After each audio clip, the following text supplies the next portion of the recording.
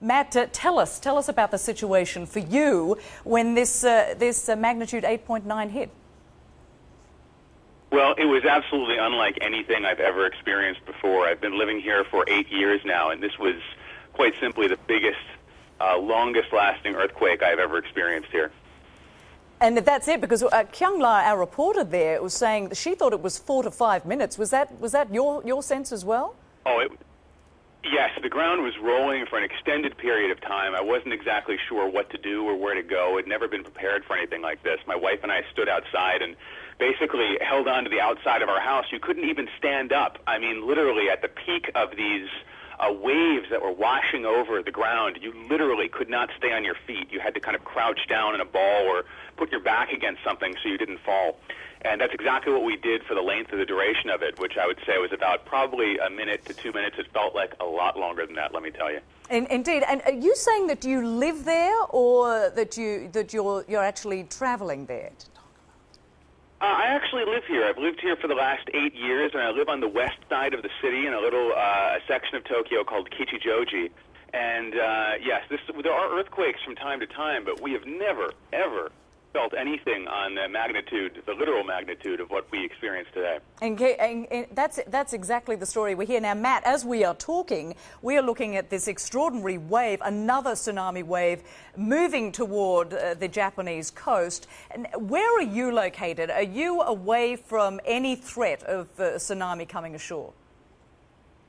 Yes, we're very fortunate to be located quite far inland. Of course, there's some rivers and streams around here, but those aren't being affected by the tsunami. We're kind of, I would say, a good 10 to 15 miles away from the coastline, so we don't have to really worry about that where we are. But with the footage that we're seeing, the video that we're seeing on the television screens is just, it's absolutely, it's heart-wrenching, actually, because you know that probably a lot of those people did not have a chance to evacuate before the wave hit, even though they were telling people, you need to get away from the shorelines, you need to get away from the water. Just watching this wave hit and cars and buildings and houses being swept away in it, I think we're going to see a significant number of casualties, especially up in the northern part of the country where the quake was epicentered. And as you mentioned, you've been there for a number of years. I do have to apologise because someone was actually talking in my ear when you mentioned the number of years that you've been there. How long did you say you'd been there? I've been here for 8 years. My wife is Japanese, and she's lived here most of her life. And I can tell you, this was something neither of us we were completely unprepared for this. It was a beautiful spring day. It was sunny outside. I had just come home from a little errand to the grocery store, and all of a sudden, bam! It just hit, and you could tell this was different instantly from other little tremors that we've had before. I mean, it just picked up in intensity. It ramped up. The gentle shaking, and things started coming off the shelves, things started falling off our desks, and you could hear this strange, eerie creaking sound of all of the buildings all around us as they were kind of shaken by this, by the tremor of the ground. And it was something I hope I never have to hear again, but unfortunately we keep getting aftershocks.